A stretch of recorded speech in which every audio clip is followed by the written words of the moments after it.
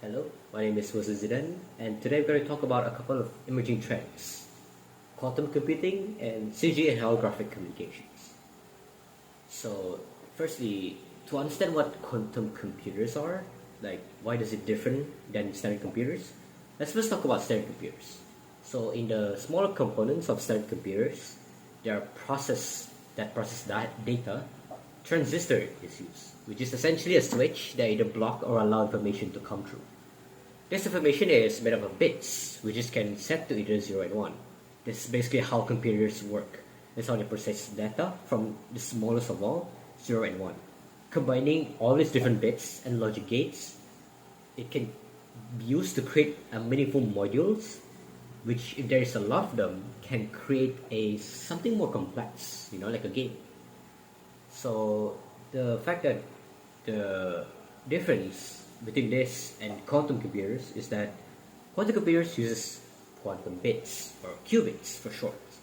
Qubits, while can be any two-level quantum system, which is like a spin in a magnetic field or a single photon, because 0 and 1 can be represented as in a spin, ups and down position, or in photons, horizontal or vertical polarization. The reason this is significant is because qubits can either be 0 and 1 or simultaneously. It is simultaneously 0 and 1. It is called a superposition. Now this is quite a interesting thing.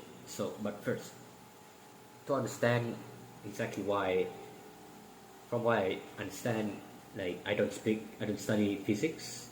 It's essentially kind of like a coin flip, in the sense that once the coin is being flipped, that is the superposition where it constantly head or tails, 0 or 1. And there's something about this is that once it is observed, it has to be one exact state, so it's 0 and 1. There's a high chance it's this, a low chance it's that, but it can be. That's essentially how this qubit works. Now, this is big mathematically because let's say there are 4 bits, and these 4 bits can be in one of 2 to the power of 4 different configurations at a time. So 0000, 0001, 00010, 0011, like all of those. And well, there's 16 possible combinations. Then you can only just use one. Whereas in 4 qubits, in a superposition, there are all of those 16 combinations. Each of them can be those 16 combinations at once.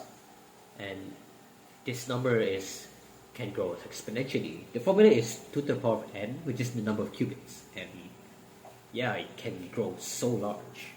It can reach millions, even just by having like tens of 20s of them. And this is big, as quantum computers can basically calculate a much bigger stuff. Oh yeah, also another thing that they can do is that it can it can it has this property called quantum entanglement. I'm not exactly sure what it is, but like if one qubit changes, the rest of the qubit as entangled changes no matter where they are. And it's kind of interesting, but that's basically how like quantum gates in quantum computer uses it, by using the fact that this entanglement happen and superposition. Quantum gates, which is like a logic gate, it calculates the entanglement and the superposition of each qubit so that it can actually create a readable outcomes of 0 and 1. Now that's very big, right? So let's talk about 6G and holographic communication. So first, what is the 3, 4, 5G anyway? These are cellular generation. That basically this network allows our device to connect with one another. For example, phone calls, messaging, data transfer, streaming, IoT, and like much more. Now, what I just list is something that has already happened, and for like IoTs and streaming and what we have now, 5G is still evolving, right? So why are we moving to 6G? It seems unnecessary. Well, it's because the fact that the traffic demand for our cell network is increasing. And not only that, we also have technologies that require much better connection than 5G. For example, holographic communications.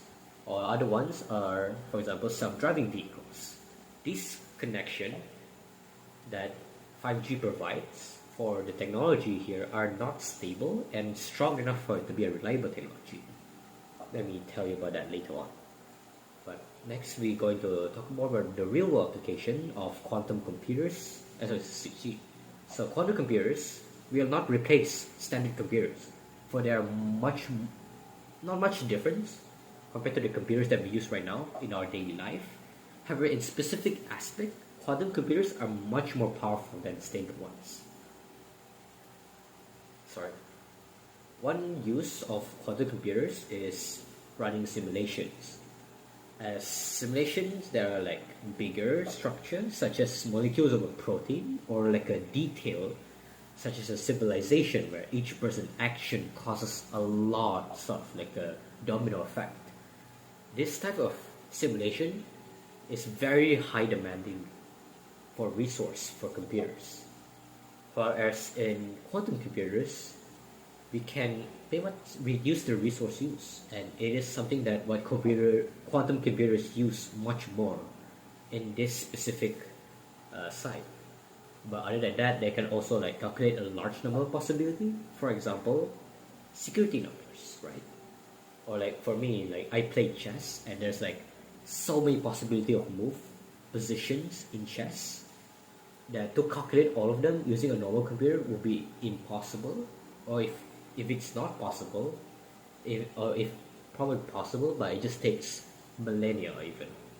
Like quantum computers shorten that amount of time to just like minutes, and this also could impact in our like security. Like security numbers can be absolutely affected. Like our security might have to change because of this. Now do take note that Microsoft have created the first ever quantum processor, the Majorana 1, and by just the size of my palm compared to like an entire lecture hall, this breakthrough can just revolutionize computer science. Like we can solve problems and like achieve specific projects that would otherwise be impossible without standard computers, really. Now for 6G, there is still a lot of work to be done for it to be reality, although not impossible. Just because each wave has much limited range, and that's like the problem with 5G. Since 5G uses small high frequency wave called millimeter waves, there's easily blocked by like just like a tree or something. So there's a lot of ideas to make 6G works. One is like covering cell towers, like our city just full of cell towers. There is to implement it into our buildings, or just integrating 6G transmitter into our furniture. Like the waves just much smaller, just to cover more ground for 6G. And there's is an idea though that is much more feasible to bake AI into 6G technology. For example, we can like make device to receive and transmit 6G waves, or we could like have 6G devices to communicate and manage data between one another. Like there is a possibility here. And I want to talk about the fact that if 6G become reality, it can be a game changer. And we could have vehicles that knows accurately where other vehicles are at all time. This would allow self-driving technology to be 100% safe. Or for example, holographic communications. We could create like a holographic image of a patient inside to make the surgery much easier compared to using a Da Vinci machine, which is like big and much more expensive to use. So yeah, it could definitely just help so much. So for conclusion, I want to talk about the trends that it has very common impact.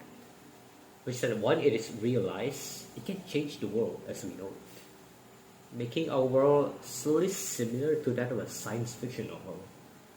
Now, while we might not have teleportation or like cloning, like full body cloning, like probably, but it could be, our world will continue to advance, and like for someone wanting to join like FCSIT, I really have to learn and adapt to these technologies, like all these new breakthroughs coming in, especially if I want to reach success. Since, like, I can use this, or perhaps even creating my own breakthrough, maybe. Like, if I'm able to do that, I could basically create our society to a much cooler future, a society that's scientifically advanced. And I really want to be the one to help in that. Yeah, that is all for me. Thank you.